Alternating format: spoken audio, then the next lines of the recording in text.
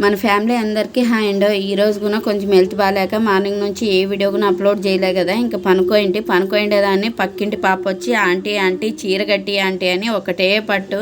ఇంకా లేచి ఓపిక తెచ్చుకొని ఇంక చీర అయితే కట్టిద్దామని చెప్పి రెడీ చేస్తున్నానండి. ఈ బ్లౌజ్ కూడా నేనే కుట్టినాను.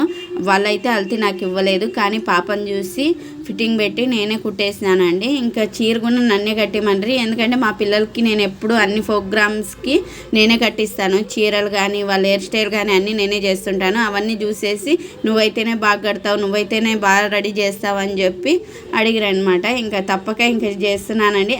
తప్పకని ఏం లేదులేండి, నాకు ఇలా చేయడం అంటే చాలా ఇంట్రెస్ట్. మా పిల్లలకనే కాదు, ఎవరు వచ్చి అడిగినా కూడా కాదనే మాటే లేదు. అందరికీ ఇలా రెడీ చేసి పంపిస్తూ ఉంటాను.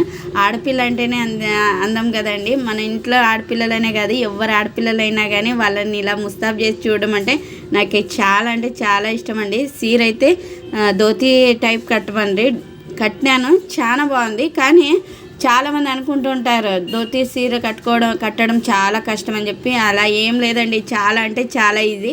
ఫస్ట్కి నాకైతే వస్తూ ఉండలేదు, నేను మళ్ళీ యూట్యూబ్లో చూసి నేర్చుకొని ఇప్పుడైతే కడతాను, ఈజీగానే కడతాను.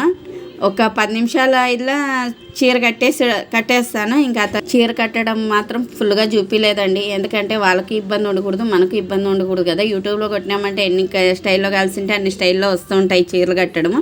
మీరు దాంట్లో చూసేయండి, ఏమనుకోవద్దండి. మళ్ళీ దాంట్లో చూడమని చెప్పి నువ్వెందుకు పెట్టినావు ఒక్క వీడియో అనుకుంటారేమో. అలా ఏం లేదండి, ఎవరికి ఇబ్బంది ఉండకూడదు కదా, అందుకని ఇంకా టైట్గా పై వరకు కొప్పు కట్టమని చెప్పి ఇంకా కొప్పు కట్టేసి పినీసులు అయితే పెట్టి దానికి ఒక సెట్ అయితే ఇచ్చారండి. ఇంకా ఆ సెట్ అయితే సెట్ చేసేసాను. ఇంకా దానికి పూలు పెట్టాలంటే వాళ్ళు పూలు తేలేదు, వాళ్ళ ఇంటికాడ వెళ్ళి పెట్టుకుంటామంటే సర్లే అని చెప్పి ఓకే అని చెప్పి ఇలా అయితే కట్టేశాను.